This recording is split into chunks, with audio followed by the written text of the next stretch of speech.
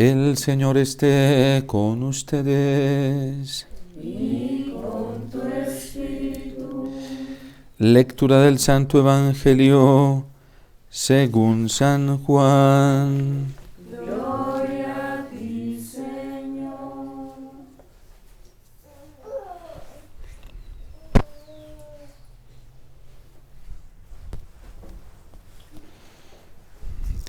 En aquel tiempo Jesús dijo a Tomás: Yo soy el camino, la verdad y la vida.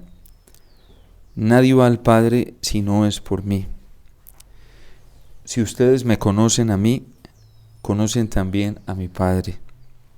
Ya desde ahora lo conocen y lo han visto. Le dijo Felipe: Señor, muéstranos al Padre y eso nos basta. Jesús le replicó: Felipe, ¿tanto tiempo hace que estoy con ustedes y todavía no me conoces? Quien me ha visto a mí, ha visto al Padre. Entonces, ¿por qué dices, muéstranos al Padre? ¿O no crees que yo estoy en el Padre y que el Padre está en mí? Las palabras que yo les digo, no las digo por mi propia cuenta. Es el Padre que permanece en mí quien hace las obras. Créanme, yo estoy en el Padre y el Padre está en mí. Si no me dan fe a mí, créanlo por las obras. Yo les aseguro, el que cree en mí hará las obras que hago yo y las hará aún mayores, porque yo me voy al Padre y cualquier cosa que pidan en mi nombre, yo la haré para que el Padre sea glorificado en el Hijo. Yo haré cualquier cosa que me pidan en mi nombre. Palabra del Señor. Gloria a ti, Señor Jesús.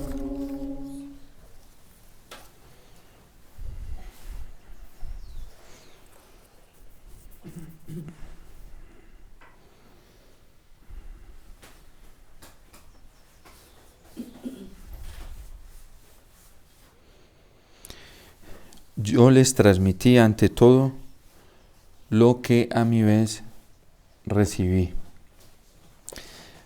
Lo que está diciendo aquí San Pablo en la carta a los Corintios es que él no está comunicando un mensaje personal, que el mensaje que él está comunicando lo recibió. Y eso que estamos hablando del apóstol San Pablo en vida de los apóstoles. De hecho, estas cartas de San Pablo, muchas de ellas son más antiguas que los mismos evangelios, porque los evangelios todavía no se habían escrito y San Pablo recibe precisamente el conocimiento de Jesucristo por dos fuentes, que siempre se constituye así la revelación del Señor. En primer lugar, por la experiencia personal que él tiene con Jesús, la que él transmite en varios de sus testimonios y que también nos transmite San Lucas en los Hechos de los Apóstoles. En dos ocasiones, San Lucas nos habla del testimonio de Saulo y la experiencia personal que él tuvo con Jesús cuando se encontró con él. La experiencia personal de la cual habla también en la carta a los Gálatas, a los Filipenses y en varios de sus escritos. Ese, en primer lugar, constituye una primera parte del conocimiento que San Pablo tiene de Jesús. Pero como en la Iglesia, la fe también es una fe comunitaria, es la fe de la Iglesia, no se puede quedar el mensaje solamente en una experiencia personal. Esa experiencia personal subjetiva que cada uno tiene de Jesús tiene que verificarse en la tradición. Y por eso San Pablo dice: lo que yo les estoy comunicando fue lo que a mi vez recibí. La otra parte del conocimiento de Jesucristo le llega a San Pablo por la tradición apostólica. De hecho, él mismo cuenta en la carta a los Gálatas que cuando tuvo la experiencia iba camino a Damasco y tiene lo que él cuenta y vive con Jesús. Un tiempo después, él sube a la iglesia de Jerusalén y se presenta ante los tres que él considera son los tres pilares de la iglesia, que son Pedro, Santiago y Juan, Santiago el apóstol, el cual celebramos hoy. Y él les cuenta lo que él ha recibido, les comunica la experiencia que él ha tenido, porque necesita verificar que el diablo no lo esté engañando, que el mundo no lo esté engañando y que de pronto él esté corriendo en vano y se esté creyendo algo que no es verdad. La experiencia que San Pablo tiene a nivel personal de Jesús la verifica con la tradición de la iglesia, con el magisterio de la iglesia en los 3 apóstoles, del cual celebramos hoy la fiesta, el apóstol Santiago.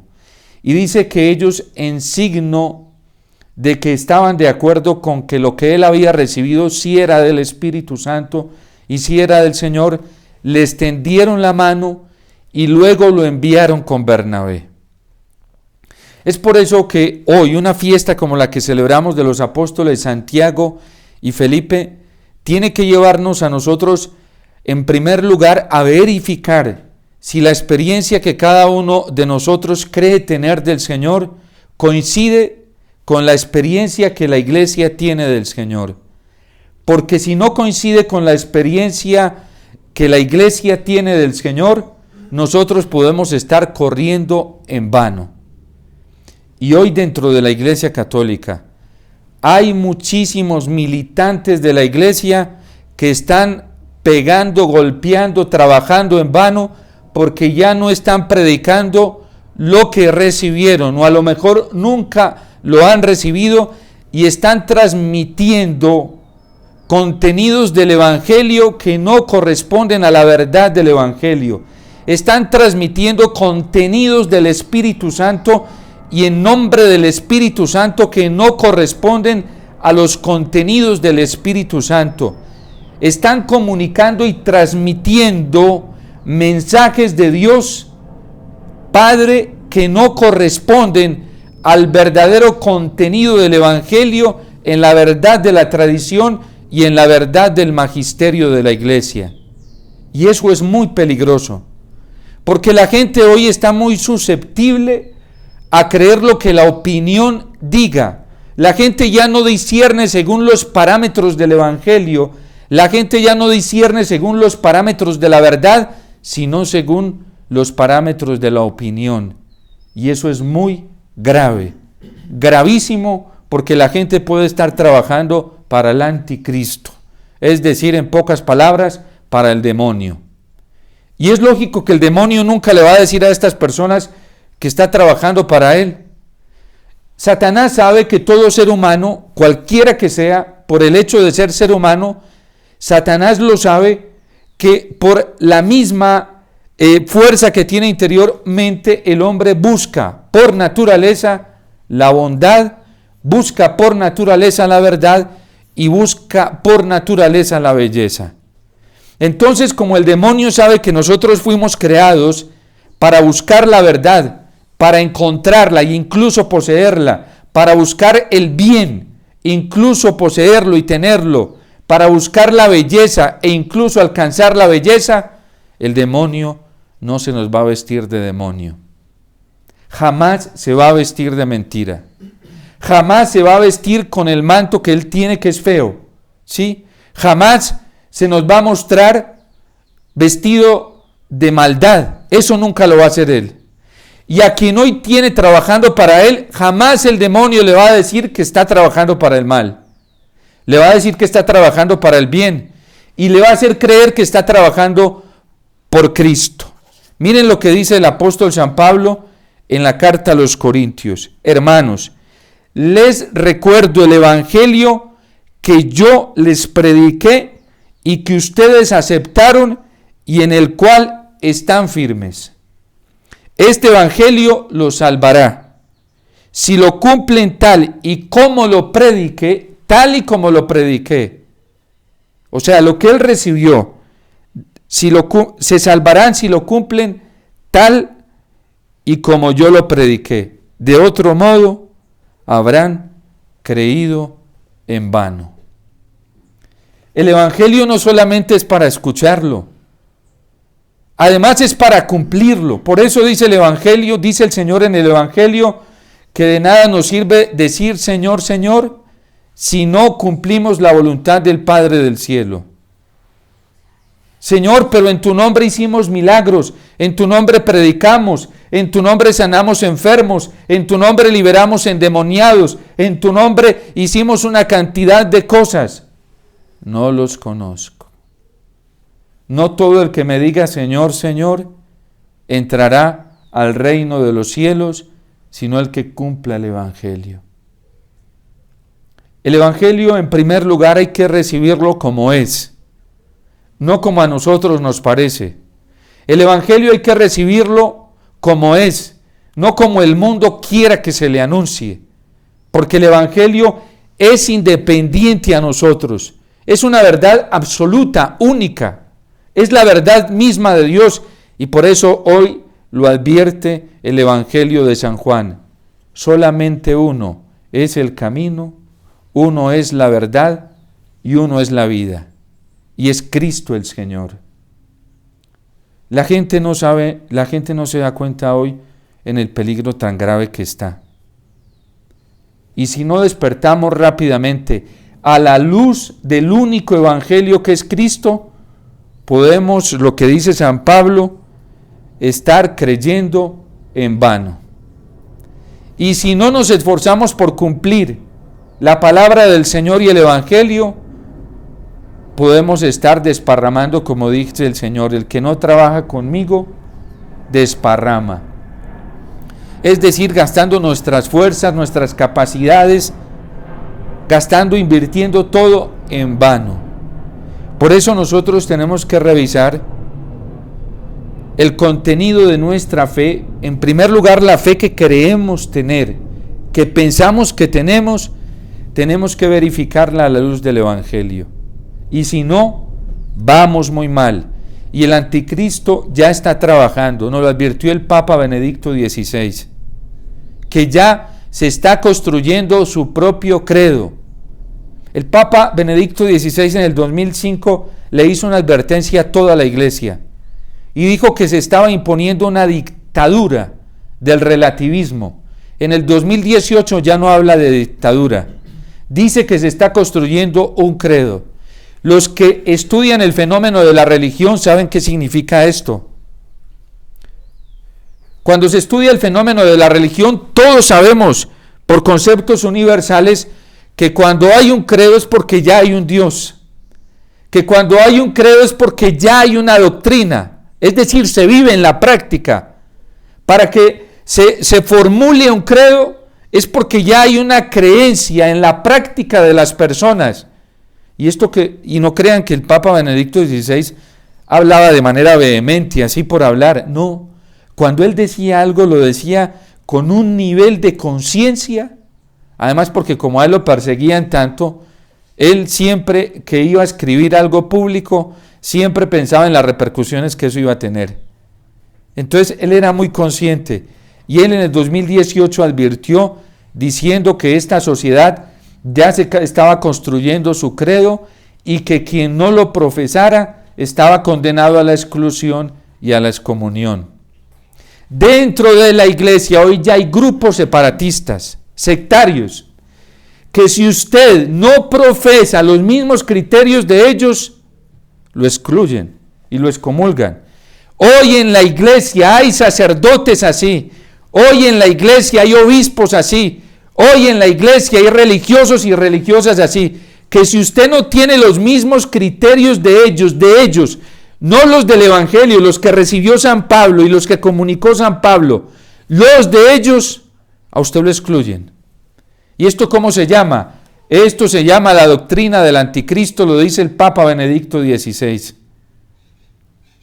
Hay católicos que si usted no piensa lo mismo que ellos, y no porque lo de ellos coincida con el Evangelio, a usted lo tachan de ser exagerado, a usted lo tachan de fundamentalista, a usted lo tachan de ir en contra del amor, a usted lo tachan de ir en contra de la misericordia, a usted lo tachan de una cantidad de cosas.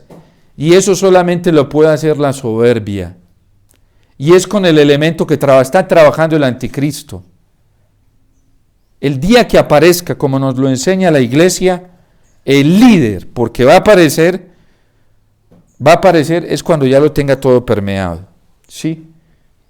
Pero la gente está en un peligro muy grande.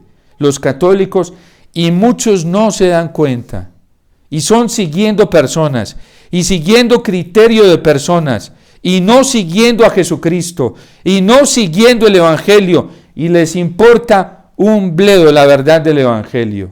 La gente está apostatando por tener seguridades espirituales. La gente está apostatando de la verdad hoy por tener ciertas seguridades sociales. La iglesia, la gente está apostatando hoy de la verdad y del Señor sin darse cuenta por tener seguridades religiosas. ¿Cuántos, por miedo a que un obispo o a un sacerdote les quite la posibilidad de hacer ciertos eventos espirituales, cuántos se regalan y se venden? ¿Y cuántos apuestan la verdad por tener contenta a la gente? Y eso es apostatar de la verdad, ¿sí? Porque quien ama la verdad, lo apuesta todo por ella, ¿sí? Independiente de que se le opongan o no se le opongan, de que guste o no guste. A uno el anticristo hoy lo quiere manipular y decir, miren el lenguaje del anticristo, no hable así, porque eso hiere las susceptibilidades de la gente. No hable así porque eso divide, ¿sí? No hable de esa manera, hay que ser prudentes. Ese es el lenguaje del anticristo hoy. Por eso el Papa Benedicto XVI lo advirtió y dijo que la amenaza más grande con la que se estaba enfrentando la iglesia hoy y el Papa, la amenaza más grande era un aparente humanismo. ¿Y saben en qué está basado ese humanismo del anticristo? En el mandamiento del amor al prójimo, no del amor a Dios, sino al prójimo.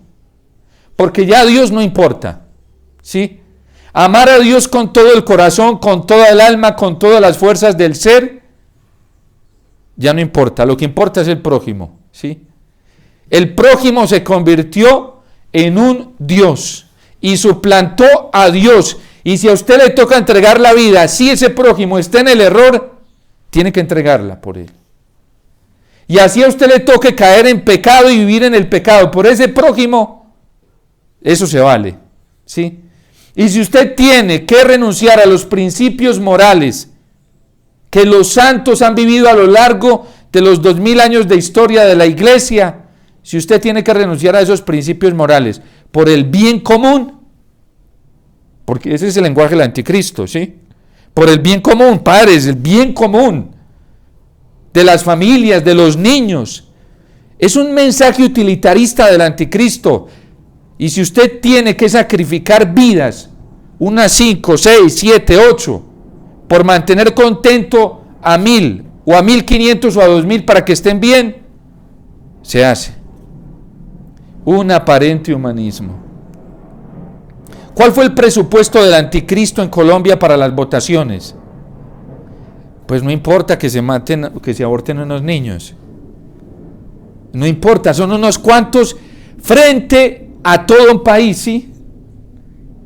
Ese fue el lenguaje del anticristo.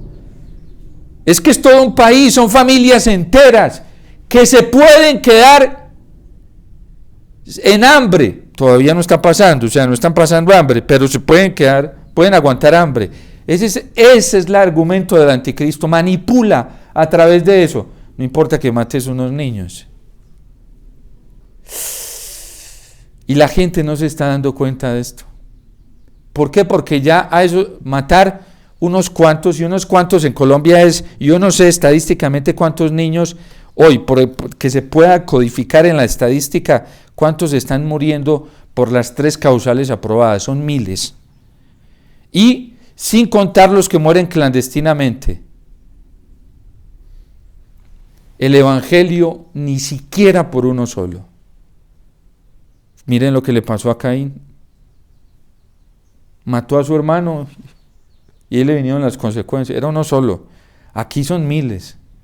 ¿Y cuál fue el presupuesto del anticristo en elecciones? Metido en la iglesia.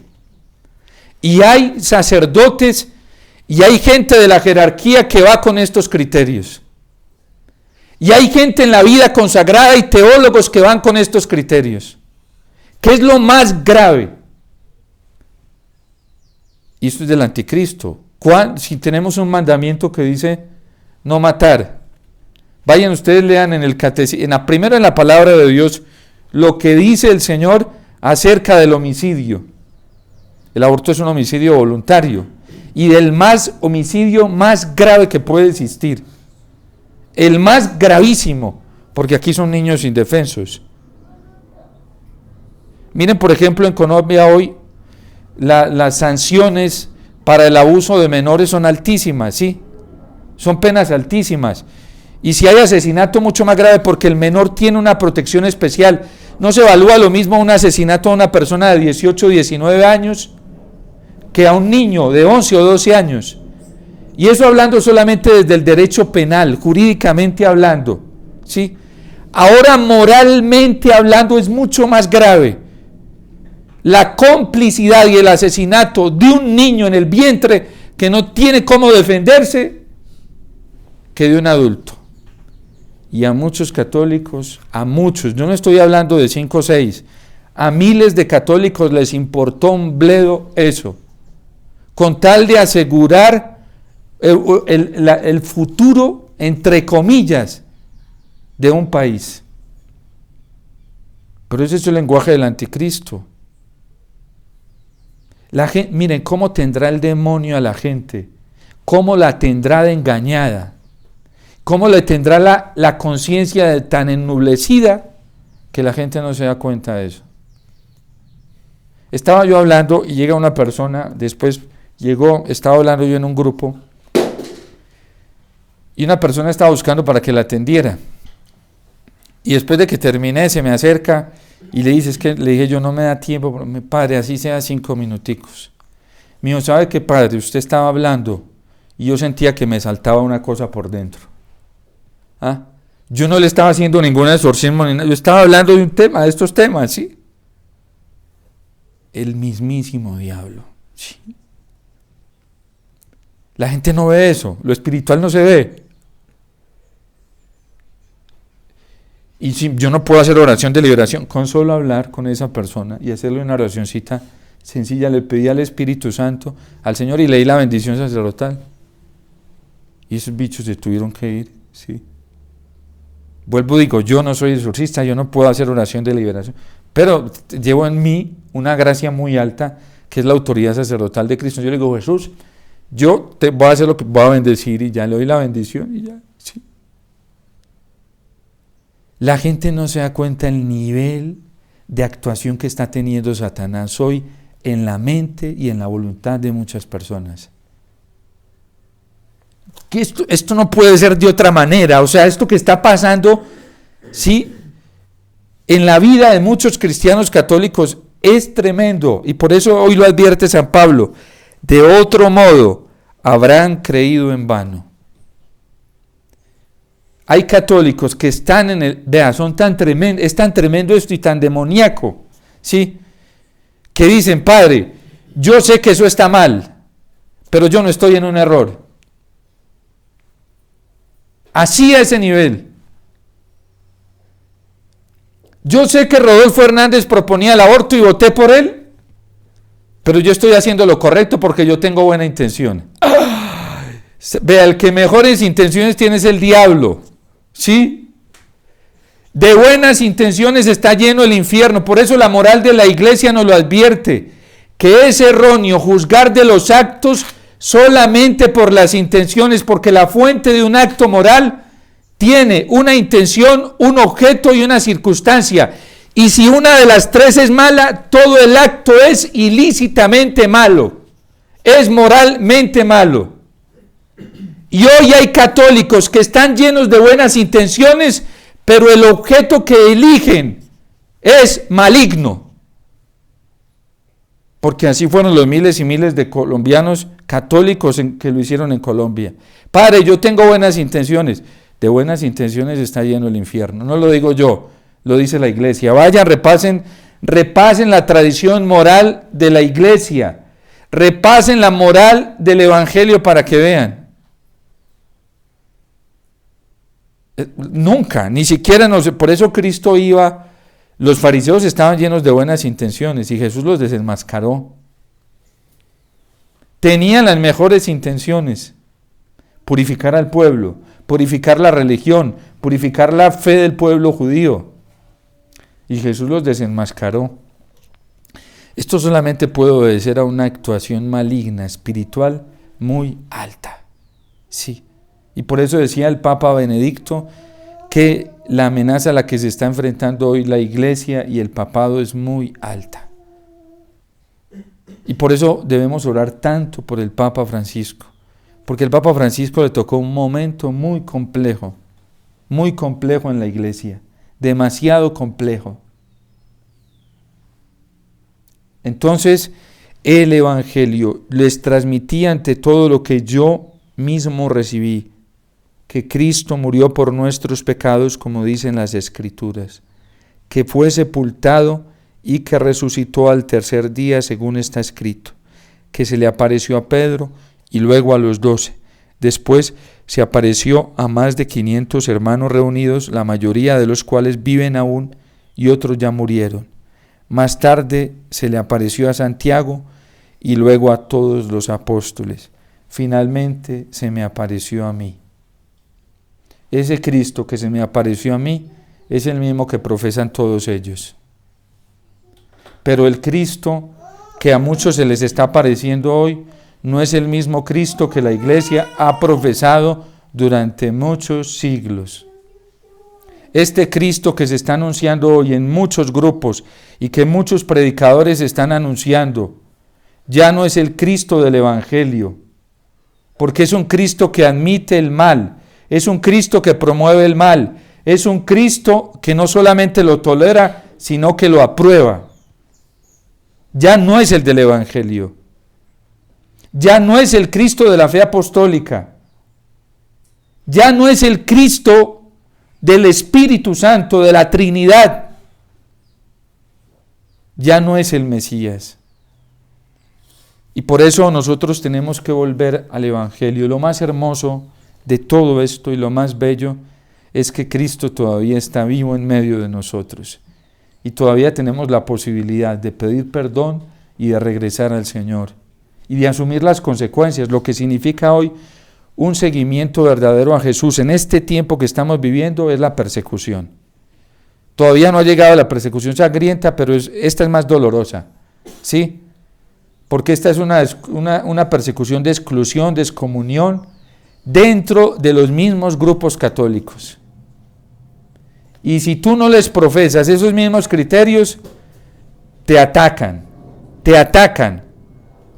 Por eso el Señor Simeón se lo advertía a la Virgen. Y eso para los que buscan la unidad, ¿sí?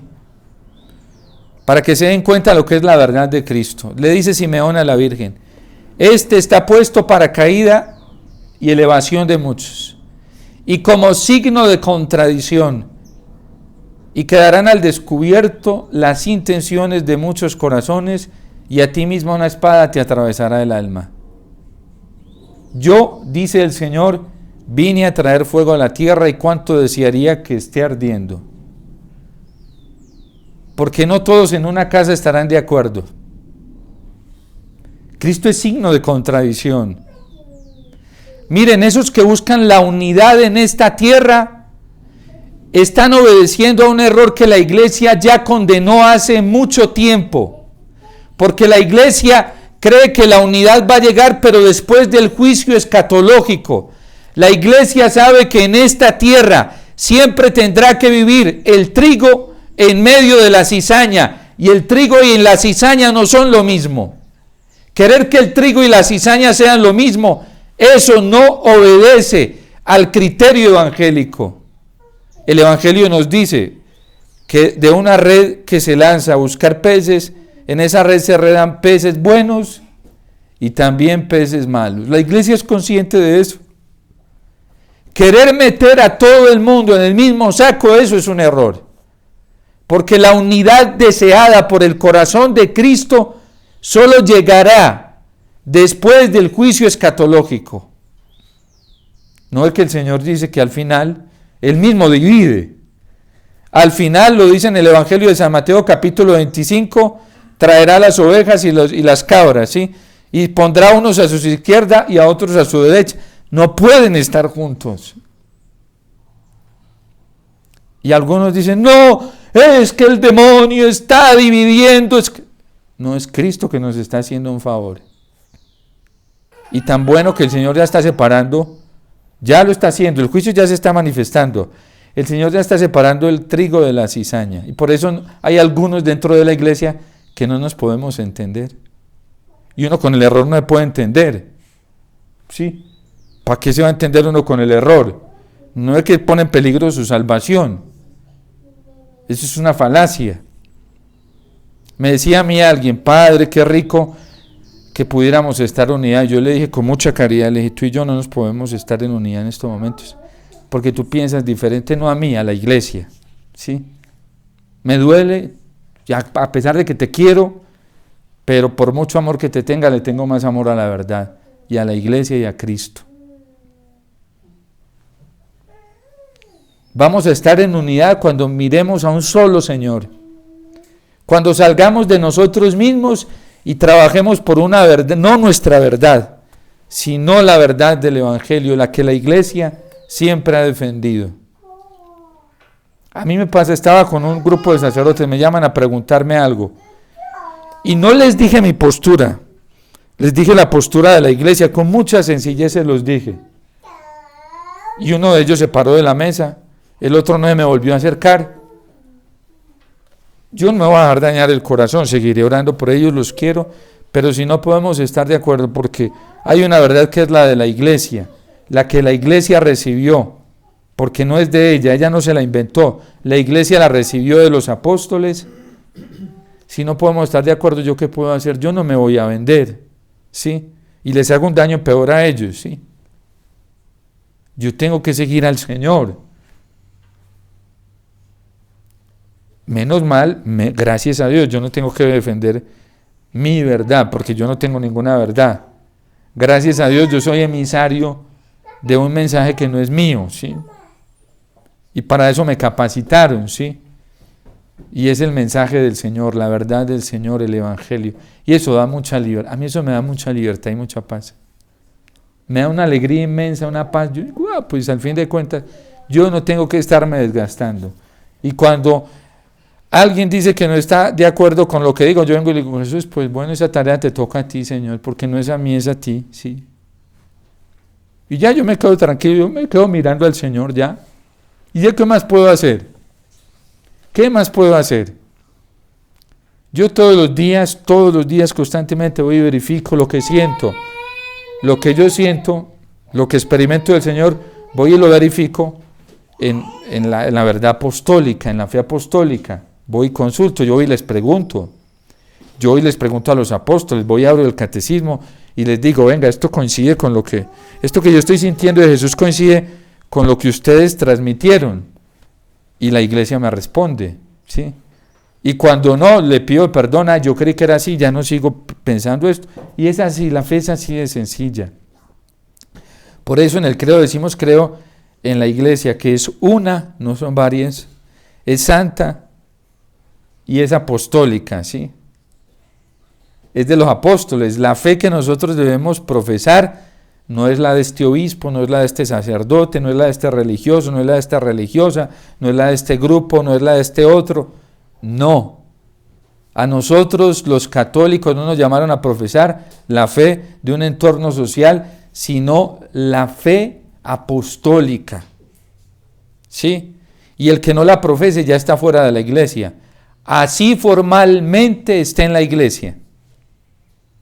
Hay gente que está en la iglesia formalmente, pero no está en la iglesia de verdad. Espiritualmente ya está excluida. Y eso es lo más delicado. ¿Y para el cielo qué cuenta? Para el cielo cuenta no el que esté incluido formalmente, porque tenga una partida de bautismo, porque tenga una partida de confirmación, porque tenga en el pie asentado en la partida de bautismo o confirmación un estado de vida, sea sacerdotal, religioso, matrimonial. No, eso no cuenta. Cuenta es del corazón, la verdadera fe, la fe apostólica. En eso se va a fijar el cielo cuando lleguen. Por eso el Señor dice, no seré yo quien los juzgue, será mi palabra. No, el Señor no está renunciando al juicio, Y no está diciendo que no hay un juicio. Ayer lo decía en el Evangelio de San Juan. El que no cree ya está juzgado, ya está condenado, y no seré yo quien lo juzgue, sino que será mi palabra. ¿Qué nos vamos a encontrar nosotros con este Evangelio, con esta palabra que testimoniaron, que vivieron todos los santos y las santas? Y cuando lleguemos al juicio particular o final, ¿saben qué va a pasar? Ese Evangelio lo vamos a ver vivido en miles, millares de hombres que nos vamos a encontrar el día del juicio. ¿Y qué nos va a tocar decir? Ay, era así, yo no sabía. Y cuando digamos no sabía, nos va a aparecer otra verdad. Mira que sí sabías. Lo que pasa es que no lo quisiste acoger. Y al final, ¿qué va a pasar? Cada uno va a decir, yo no merezco estar aquí. Yo no empato, yo no encajo en esto, yo encajo allí. Y así es la elección de la vida final en la eternidad, sea el cielo, sea el purgatorio o sea el infierno. No crean que a los condenados los cogieron y los empujaron a la fuerza, no, ellos solitos. Y a los que están en el purgatorio no crean que fue que los empujaron, no. Ellos en justicia, como uno queda ante la verdad y ve la verdad, uno dice, yo no empato ahí. Yo soy el que tengo que correrme un poquito, ¿sí? Yo no quepo ahí. Y mientras quepo, pues me toca irme a purificar. Las almas del purgatorio, ellas saben que en justicia están ahí. Ellas sufren porque el sufrimiento de ellas es por no haber hecho lo que debieron hacer en esta tierra, teniendo todas las posibilidades y capacidades para hacerlo, ¿sí? Y haberse negado, ese es el tormento de ellas. Pero en ningún momento ven como algo injusto el estar ahí. Ellas saben que eso es fruto del amor y que deben estar ahí. Una vez alguien me contaba, y me impactó mucho porque coincide con la doctrina de la iglesia. Se manifestó un alma del purgatorio, un eclesiástico, ¿sí?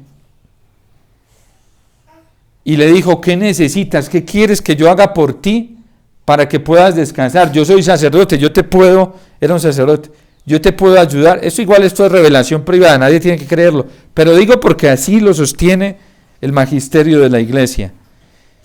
Y dice, aunque quisieras hacer hoy algo conmigo, el amor lo quiere. El amor quiere que yo ya esté en la bienaventuranza eterna, pero la justicia no lo permite. La justicia no lo permite. Por eso San Agustín dice que la primera vía del amor es la justicia, ¿sí? Entonces nosotros vamos a quedar, y dice San Juan, que el Espíritu de la verdad convencerá a cada uno en todo lo referente al pecado. Y eso va a pasar, nos va a pasar el juicio.